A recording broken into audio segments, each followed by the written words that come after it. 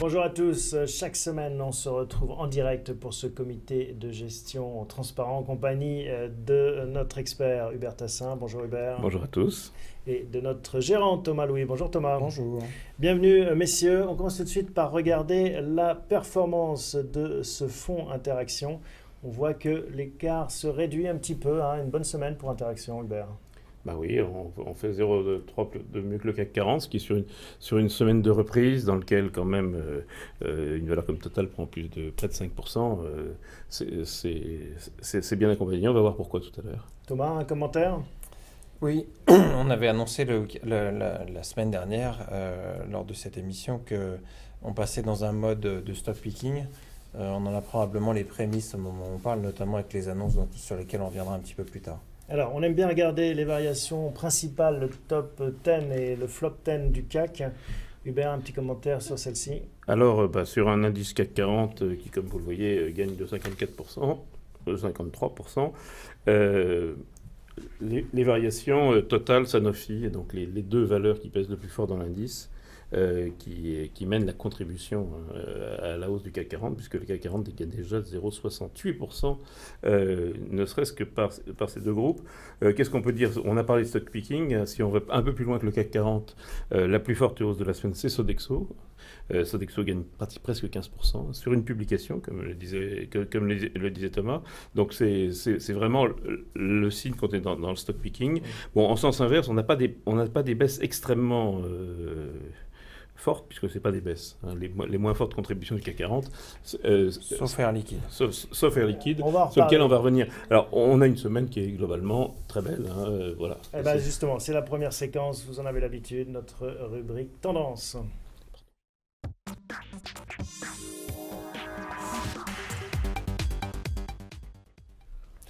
Alors, une tendance, paradoxalement, vous le disiez, le CAC ne souffre pas trop dans ce contexte des attentats. Voilà, le contexte des attentats, on craignait une réaction violente. Il n'y a pas la réaction violente, elle n'est pas là. Pourquoi ? Au contraire. Alors, deux choses. La comparaison avec des attentats, avec le 11 septembre, où là, la bourse avait beaucoup baissé, mais les comparaisons macroéconomiques avec le 11 septembre, avec les attentats de Madrid, avec les attentats de Londres, montrent que ça a un impact assez faible, en fait, sur la croissance. C'est le point numéro 1. Le point numéro 2, cette entrée en guerre, puisque c'est comme ça que le président de la République ou le Premier ministre l'ont qualifié, cette entrée en guerre, ça s'accompagne. Ça va créer de la dépense publique, puisqu'on abandonne le critère des 3%, alors ça posera des problèmes, mais c'est de la relance. Ça conduit à la BCE sûrement à ne pas freiner sa politique, sa politique de soutien à l'économie. Et finalement, on parlera des États-Unis ensuite, mais la Réserve fédérale américaine elle-même annonçant cette petite hausse des taux dans une très bonne ambiance, les marchés ont monté. Les marchés américains prennent 3%. En Europe, nous, on prend un peu moins que les Allemands. C'est effectivement naturel, mais on surmonte le stress. Thomas, un mot sur justement cette non-réaction des bourses et de la bourse de Paris en particulier à ces attentats. Alors, la première des raisons, c'est que les valeurs, si on regarde les choses assez froidement malheureusement, et c'est ce qu'on est obligé de faire sur les marchés, c'est que les valeurs ne sont pas concernées par ces événements tragiques. Parce qu'elles font leur business en dehors de France aussi ? Oui, et que les valeurs dont on parle, la consommation en France les impacte assez peu, puisque les craintes auxquelles on va être confronté sont des craintes de consommation sur le petit commerce, les sorties, le culturel, tout ce qui va être réunion publique, le tourisme. Oui, le tourisme. Alors on a vu Accor plonger, on a vu une baisse d'Eurotunnel, on a vu des choses comme ça. Mais je crois pas qu'au moment où on parle, d'abord on est totalement pris conscience de ce qu'était l'état de guerre dont a parlé le président de la République. Je pense qu'il ne faut pas le négliger. C'est quelque chose qui va être extrêmement sérieux, notamment si les thèmes qu'a évoqué Manuel Valls hier voient le jour, une guerre chimique, une guerre bactériologique, on passerait à une autre dimension. Il ne faut pas oublier le caractère humain de tout cela, qui est un drame qui a touché, je pense, beaucoup de familles et en tous les cas pas mal de nos proches. Mais les fondamentaux ont été plus forts que le stress. Voilà ce qu'on peut retenir. Et même sur les valeurs de tourisme, on en parlait à l'instant, Accor perd 1,8% sur la semaine, Aéroport Paris perd 2%. Bon, voilà, c'est de la réaction. Alors ça peut paraître cynique, mais c'est uniquement la prise en compte des choses telles qu'elles sont. Factuel. Relance l'accélération du QE, c'est l'autre thème aussi. C'est l'autre de la thème, c'est BCE. donc les patrons de la BCE ou les responsables du comité politique monétaire parlent les uns après les autres. Alors il y a toujours des gens qui sont plus accommodants que d'autres, mais on voit quand même que tout est prêt pour éviter, comme on l'a dit il y a 15 jours ou 3 semaines, une baisse de l'euro, une hausse de l'euro. Donc tout est fait pour ça. Et maintenant on parle même de baisse des prises en pension à la BCE, d'accélération donc des injections quantitatives. Pourquoi ? Parce que, d'une manière quand même ou d'une autre, le transfert des injections monétaires ne s'est pas opéré comme il devrait s'opérer sur le crédit. Donc il faut désespérer les banques de laisser leur argent dans autre chose que dans le crédit. Donc ça va s'accélérer, et ça va s'accélérer au moment où la Réserve fédérale, elle, va monter ses taux. Donc on devrait avoir un mouvement, ou en tout cas une confirmation des parités de change avec le dollar. Thomas, vous nous apportez un graphique qui est notre premier graphique macro. Je vous laisse le découvrir et le commenter. Alors, vous avez ici un indicateur d'activité allemand qui est le ZU. En trait vert plein, vous avez la réalité de l'indicateur, et en bleu, dont vous voyez un rebond marqué ici, tout récemment. Le vert Voilà, exactement. Et les tirets bleus. Eh bien, ce bleu marque un rebond, c'est-à-dire que les anticipations sont en train de rebondir, et on a vu que le constaté est aujourd'hui beaucoup plus élevé que le constaté il y a un an. Si on regardait les deux points, celui qu'on attendait et celui constaté étaient au même point en 2014 au troisième trimestre. Aujourd'hui, troisième trimestre 2015, qu'est-ce qu'on constate ? L'indicateur est bon, et il a été confirmé cette semaine. C'est une des raisons pour lesquelles le marché se comporte bien également, en plus de l'accord grec qui a été obtenu. Malgré tout, on ne peut pas laisser le lait sur le feu sans surveillance. Et donc, ce qu'on voit, c'est qu'a priori, les investisseurs, notamment en matière d'activité, sont en train de devenir un peu plus optimistes et vont aller finalement rejoindre une réalité qui est pour une fois plus élevée que l'attendu. Voilà, donc, et ça n'est pas entamé, c'était des chiffres anté-attentat en fait. Non, il ne faut pas imaginer que l'attentat ait autant d'impact sur les intentions d'investissement en Allemagne. Alors, ce qui est intéressant, c'est que ça valide des scénarios de sensible hausse des bénéfices l'année prochaine. On voit que cette année, on va être avec une hausse des bénéfices de 2% sur les indices européens, mais hors pétrole et hors matières premières, on est sur des bénéfices qui augmentent de 8%. Et l'année prochaine, on est au-dessus de 10% d'une manière générale dans tous les consensus. Là, on travaille avec Alpha Value, qui est notre bureau d'analyse. On voit que ces scénarios valident, et peut-être même qu'on est rentré dans un circuit de remontée des estimations des bénéfices par les analystes, alors qu'aux publications, on a eu tendance à ajuster à la baisse. Oui. Voilà pour les tendances, on passe à notre tableau de bord.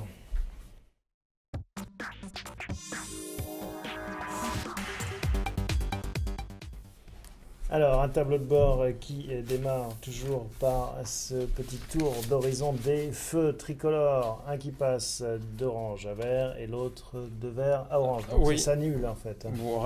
Presque rien d'anormal. Le stress de refinancement la semaine dernière était passé du rouge à l'orange. On voit qu'il passe de l'orange au vert, ce qui était normal puisqu'on anticipait les mouvements de la Fed, qui a priori sont confirmés pour la fin de l'année. Donc les indicateurs le traduisent dans les faits, il y a moins de signal, moins de stress. Et dans le même temps, une petite augmentation de la volatilité. Pour moi, rien de méchant. C'est juste un signal un petit peu violent en ce moment. C'est plutôt de la volatilité embarquée qu'on constate aujourd'hui, plus qu'une véritable augmentation de la volatilité à proprement parler. On zoome sur l'indicateur de risque de la semaine, suivi des valorisations des actions. Qu'est-ce que c'est ? Oui, alors on mesure là les niveaux à 3 ans et 6 ans des anticipations qu'on peut avoir sur la valorisation des actions rapportées à la valorisation des obligations. Et aujourd'hui, on voit clairement qu'on est en dessous de cette ligne de 0. Dès lors qu'on est en dessous, c'est que les actions sont relativement sous-valorisées compte tenu du contexte des taux, des devises qu'on voit apparaître. Et donc notre indicateur nous dit, en ce moment, les marchés sont sous-valorisés, ils devraient naturellement pouvoir monter. Ça corrobore ce qu'on a dit à la séance précédente, qu'on a du potentiel et que ce potentiel se traduit aujourd'hui par une sous-valorisation qu'on va aller chercher au travers des titres qu'on aura en portefeuille. Voilà. On reste en météo 3, malgré cela. Et oui, on reste en météo 3. Alors j'insiste parce que vous avez sous l'indicateur que vous voyez 3, l'historique des modes depuis 2000, juste pour expliquer que ça change de temps en temps. Mais qu'en revanche, en bleu ciel, on a eu des périodes 1, on n'a pas encore entendu parler. On a eu en bleu marine des périodes 2 et des périodes 3 grises, et puis des périodes noires. On en a connu quelques-unes. Même si la noire est assez longue, je rappelle qu'on est investi et que ça nous... On limite les choix volontairement des titres pour éviter de subir des pertes trop importantes si d'aventure ça devait corriger. Jusqu'à maintenant, ça a été assez redondant, assez intéressant d'utiliser cette technique. Pour l'instant, on est à 2 doigts de basculer dans le 1, je l'ai déjà dit, mais qui nous permettra d'être beaucoup plus agressif dans la gestion. Voilà donc pour les performances. Non, on va voir les performances après ce tableau de bord.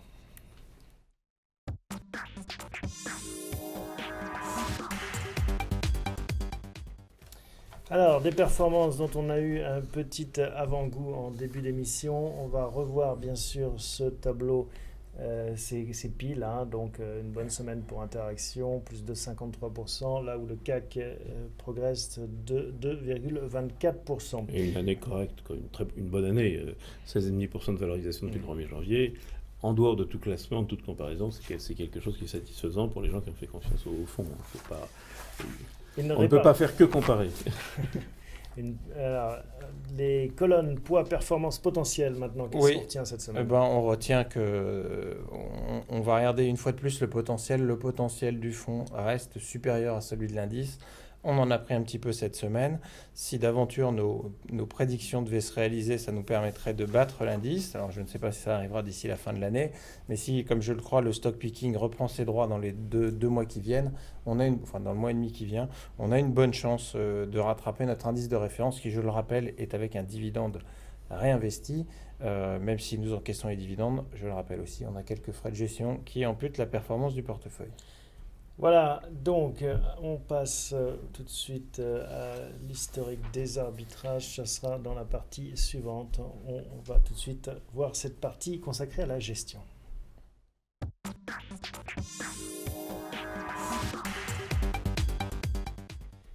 Voilà, donc on va tout de suite afficher notre portefeuille, un portefeuille, donc je vous laisse, un historique, pardon, décidément je me mêle les pinceaux, un historique des arbitrages. Donc cette semaine, qu'est-ce qu'on a fait, Thomas? Alors cette semaine, on a fait et on fera, ça je vous le dirai un peu plus tard, il faut regarder un peu de suspense quand même, mais on a arbitré cette semaine en vendant, en renforçant un petit peu de Schneider.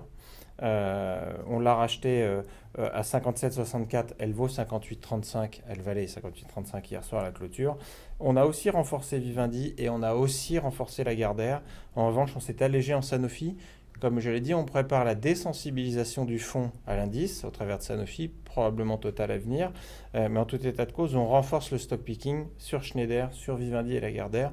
Sur Schneider, c'est un pari cette fois-ci plus structurant. On pense que les émergents ont mangé leur pain noir et qu'il est probable que les nouvelles désormais dans les pays émergents sont un peu meilleures. Et cela même qui avait fait baisser Schneider devrait pouvoir entraîner sa hausse désormais. Et Vivendi Lagardère, pour quelle raison?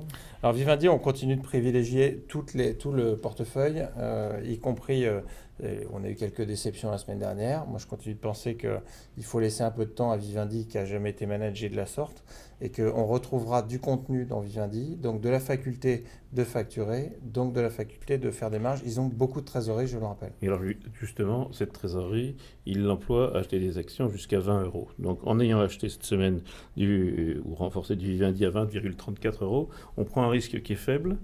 Puisque il y a un plancher. En dessous, il y a un rachat, et si Vivendi, dont Vincent Bolloré n'est non seulement le président, mais aussi l'actionnaire achète à 20, c'est que, en tout cas, ça vaut plus que 20. Je crois que c'est pas une folie de le dire. Alors Vivendi est présent partout. Alors effectivement, quand vous êtes en train de lancer une OPA ou une quasi-OPA sur des sites de jeux, quand vous êtes en train de rentrer dans une semi-bataille boursière sur Telecom Italia, ça prend les investisseurs qui aiment bien le pure player, comme ils disent, c'est-à-dire celui qui fait qu'une seule chose, ça les prend de travers, mais je crois qu'on peut faire confiance à Vivendi. Vivendi a beaucoup d'argent, il commence à le dépenser, alors effectivement, il le dépense dans Canal, il le dépense dans Telecom Italia, et Vivendi, dernier point, il y a un petit quelque chose qui va un peu pousser, c'est l'arrivée de Google Music, et l'arrivée de Google Music, c'est très bon pour Vivendi Universal. Et Lagardère, alors, dans tout ça? C'est plus compliqué. Alors, on renforce Lagardère, pourquoi? Parce qu'en fait, on a fini avec les mauvaises nouvelles sur Lagardère, du moins le pense-t-on. Toute sa partie sport a fini de perdre de l'argent. On va arriver là aussi avec quelques contenus qui commencent à intéresser un certain nombre de concurrents. Il n'est pas exclu que ça réduise ainsi la décote de Lagardère. C'est pour ça qu'on s'est positionné. Parce que donc, quand vous dites ça, donc, vous misez sur la poursuite de la vente de certains de ces actifs. Exactement. Hubert, vous êtes moins fan de Lagardère? Moi, je dis que la chance de Lagardère, c'est que le manager est mauvais. Et donc, effectivement, petit à petit, la décote va se réduire parce qu'à chaque fois qu'il vend, il se prive d'une capacité de faire une bêtise. Alors, c'est épouvantable de dire il a en plus pas de bol, puisque Lagardère a pris possession du Bataclan le 11 septembre, c'est-à-dire il y a un mois. En plus, il n'a pas de bol. Mais je pense que c'est de la décote. Donc, si c'est de la décote, c'est du stock picking, effectivement. On rentre dans notre schéma. Je préfère Vivendi à Lagardère, c'est tout. Bon. On a les deux. Dans Interaction, on découvre tout de suite ce portefeuille et son profil. Donc Sodexo, on en a dit un tout petit mot en introduction. Que se passe-t-il sur Sodexo? Non. 14% de hausse sur la semaine. Ah bah oui. Voilà un bon élève. Donc on va revenir sur nos thèmes structurants parce qu'ils sont tous à peu près présents. Une belle croissance au rendez-vous, notamment via les États-Unis. Un effet euro-dollar qui est favorable pour Sodexo. Et, cerise sur le gâteau, la décision de racheter des actions très en vogue aux États-Unis. Donc ça a dû plaire aux investisseurs américains. Hausse de dividendes, rachat d'actions et puis un effet de reprise du réal. On a un peu sur le Brésil, même si c'est pas aussi bien que ce qu'on avait en Chine, c'est-à-dire qu'à force de prévoir le pire, avoir un tout petit peu mieux, c'est déjà une très très bonne nouvelle. Donc Sodexo est en train de remonter et on l'a pris vraiment au bon moment. C'est une valeur effectivement qui est aussi une valeur dollar. Il ne faut quand même pas oublier que c'est une valeur dollar et c'est un sujet important, forte hausse du dividende. Un dividende qui monte de plus de 20%, c'est quand même... Racheter des actions dans une période où finalement on se dit qu'il y a peut-être d'autres choses à faire, comme les fusions, on a appelé cette émission Introduction Fusion, il y a pas mal de choses qui bougent. Est-ce que parfois c'est considéré comme un manque d'idées et de se dire finalement je n'ai pas d'autres idées pour faire de la croissance? Ça pourrait être le cas, mais quand vous devez fusionner avec quelqu'un, il faut que 1 plus 1 soit supérieur à 2. Et en l'occurrence, tous ceux qui pourraient éventuellement viser ne lui amèneraient pas ce phénomène relutif. Donc on n'aurait pas un résultat pareil. Ils ne vont pas s'amuser à aller chercher à fusionner avec des gens qui ont moins de croissance qu'eux. Enfin, ça semblerait, sauf à avoir des gains de part de marché substantiels, mais ça me semble aujourd'hui, il n'y a pas de... Donc c'est un bon usage de l'argent. Je trouve aussi. Les autres lignes qui progressent cette semaine, on a Total, Rheinmetall, Thales et Orange. Oui, alors Rheinmetall, Thales, on est sur les thèmes de la défense, de l'armement. Rheinmetall avait été un peu pénalisée ces derniers temps. Elle rebondit bien, c'est une valeur vraiment solide que nous on aime beaucoup. Thales, ce matin, donnait des chiffres qui sont plutôt excellents. Donc je crois moi qu'on est bien avec ces valeurs-là. On peut dire que l'armement, la sécurité, c'est pas un truc qui est pas à la mode aujourd'hui. Non, a priori, et Total alors? Total, on a une stabilisation du prix du baril. Ça retire une inconnue, clairement ça retire une inconnue sur Total.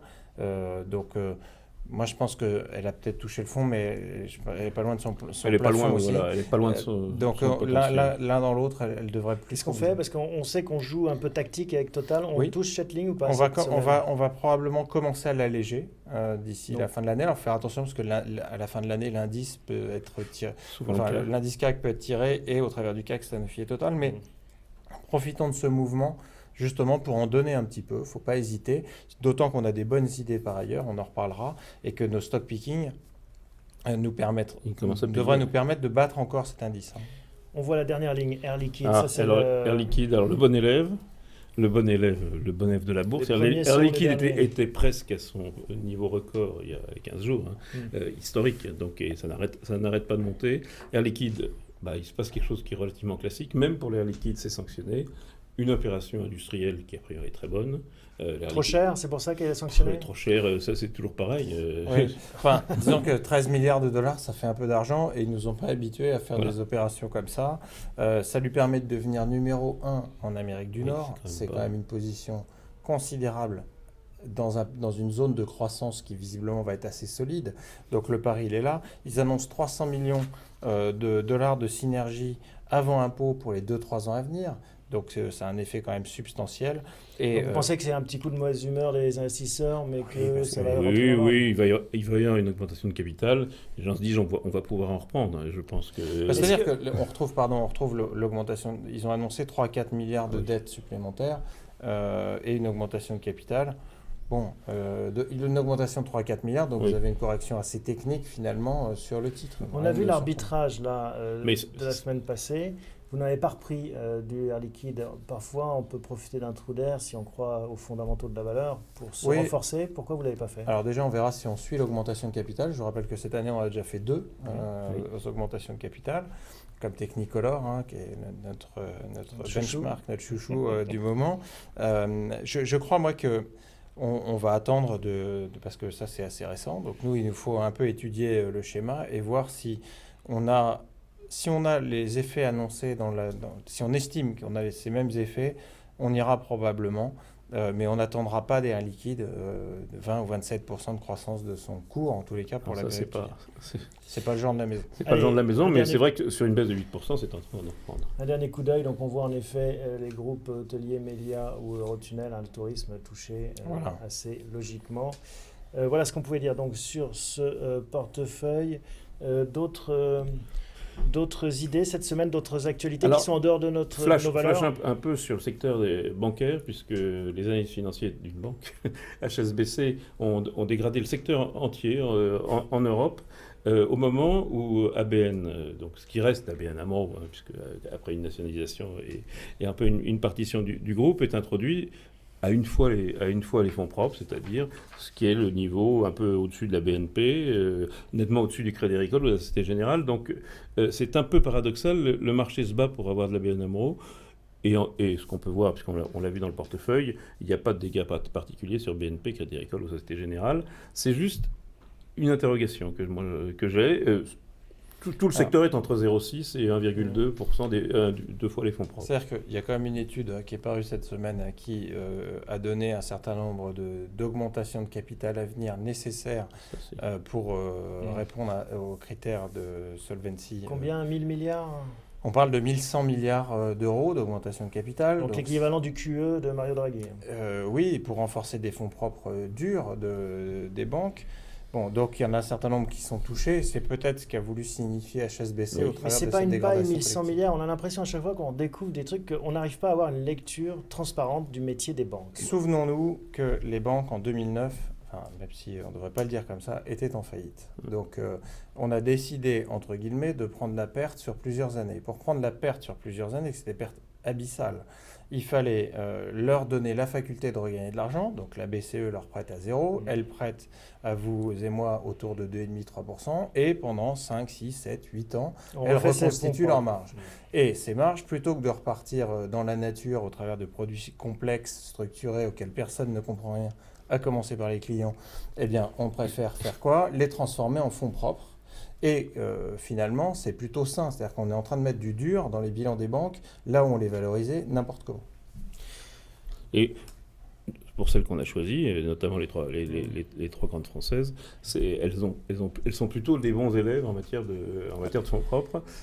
Donc c'est pour ça qu'on peut les garder en tout cas. Alors, autre dossier dans l'actualité, des rumeurs autour d'Engie et de Suez Environnement. On est en train de revivre presque le temps passé. On a vu Vivendi, fusion, convergence. Là, Engie, Suez Environnement, ça veut dire quoi? Il y a plusieurs choses. On prête qu'aux riches. D'abord, ils ont de l'argent. Deuxièmement, le président partant on rappelle la rumeur, c'était que Engie pourrait Oui. s'intéresser à son ancienne À son- filiale Suez ouais, Environnement, qui est dans l'eau. Oui, Et les déchets. elle est dans l'eau, mais il en a toujours une part du capital. Et Gérard Mestralet avait toujours dit qu'on lui imposait un peu, mais qu'il trouvait que les métiers allaient bien ensemble. Donc effectivement, Vous y croyez ? de là ce que la rumeur, c'est très compliqué parce que c'est vraiment des dossiers politiques. Les dossiers de distribution d'eau, d'énergie. Alors pour Engie, moi je crois que c'est plus important ce qui s'est passé cette semaine, c'est ces 2 centrales atomiques belges, le tiers de la production d'énergie nucléaire belge qui sont mises en route. Ça, c'est une vraie bonne nouvelle et on comprend pourquoi nous on a du Engie et pas du EDF. Je suis caricature un peu. Revenir sur des métiers différents alors qu'on s'était concentré sur l'énergie, ça fait sens pour vous ? Mais vous avez besoin de... Les pays européens, tous autres questions, sont confrontés au problème du mix énergétique. L'Allemagne dans son coin, la Belgique aussi. L'Allemagne doit réduire son empreinte carbone, c'est le moins qu'on puisse dire, avec encore du charbon pour produire de l'électricité, ce qui est un peu surréaliste compte tenu de l'empreinte justement dont on parlait. Donc moi je crois que ce qui se passe aujourd'hui, c'est qu'on a ces groupes qui veulent essayer d'être présents sur le mix énergétique pour pouvoir assurer de la vente d'énergie, soit sous forme nucléaire, soit sous forme de gaz, à un certain nombre d'intervenants. Mais ça veut dire que c'est des investissements colossaux qui sont devant ces groupes d'énergie et qu'aller se remettre dans l'eau et les déchets, c'est peut-être une dilution de cette énergie. L'eau ou les déchets, à un moment où on en reparlera pendant la COP21, on ferait peut-être une spéciale COP21, mais l'eau va être un vrai sujet pour la période qui vient. Les déchets, le retraitement des déchets, c'est le problème probablement numéro 1 des pays européens. Donc être présent dans ces secteurs pour des personnes qui travaillent avec les collectivités locales, ça ne me surprend absolument pas. Bon, ce qui était le métier d'origine. C'est le métier d'origine de l'Alliance des eaux, mais effectivement, Engie, c'est Electrabel plus la Compagnie nationale du Rhône. C'est donc de l'électricité qui n'a pas de gaz à effet de serre, puisque c'est du nucléaire et de l'électricité hydraulique. Alors, d'autres dossiers dans l'actualité, qu'est-ce qu'on peut dire ? Alors l'OPE, vous avez parlé d'opération financière, on la voit, ça y est, elle est lancée. Alcatel Nokia, c'est lancé, nous c'est un pari qu'on a pris il y a un moment déjà, et qui paye. On est content. Donc on est content. On est heureux. On est content. Qu'est-ce qu'on en fait après ? On continue ? On reste à bord ? On va probablement continuer parce que s'il bascule comme il semble l'annoncer sur la technologie 5G, on aura vraiment un groupe puissant, Alcatel et Nokia réunis, qui devrait permettre une réduction des coûts grâce à cette fusion. C'est ce qu'a toujours annoncé Michel Combe d'ailleurs, et une technologie qui va être de plus en plus employée. Donc moi je trouve ça plutôt une bonne nouvelle et on gardera nos Alcatel. Pas mal de Nokia, pardon. L'augmentation de capital, donc Solvay on en a, on verra si on suit l'augmentation de capital. Le principe en a été validé, maintenant il faut qu'elle se déroule. Mais on a l'impression qu'il y a quand même une période qui est assez favorable à introduction, fusion, augmentation de capital. Oui. Les marchés de capitaux se remettent à fonctionner presque normalement. Ça corrobore ce qu'on disait sur nos indicateurs sur les entreprises. On commence à revoir de la croissance. Alors toujours pareil, la France est en queue de peloton. On ne se rend pas bien compte, mais chez les autres, on voit que ça tourne. Donc les entreprises reprennent confiance, ont des indicateurs longs qui leur disent les taux vont rester bas pendant un moment, donc je suis tranquille pour mes investissements. Ma devise va rester faible relativement au yuan, au dollar, donc je vais avoir un avantage concurrentiel. Ma croissance, y compris au travers de l'innovation, est plutôt garantie. Donc je peux y aller. Et c'est pour ça qu'il y a des succès sur les augmentations de capital. L'argent est bien employé. Qu'est-ce qu'on fait cette semaine pour résumer ? Alors cette semaine, on va probablement... On a fait un petit achat ce matin, donc je viens d'oublier le nom. On vient d'acheter, on a vendu un petit peu de Thales parce qu'ils ont annoncé des bons résultats et qu'on en avait quand même pas loin de 4%. Donc il faut savoir de temps en temps en donner. On l'a souvent dit ici, après une performance qui était excellente. On a observé, nous, un autre titre qui est Alten. On laisse de côté pour l'instant, souvenons-nous qu'on a déjà de l'Altran. Alten a publié des résultats excellents.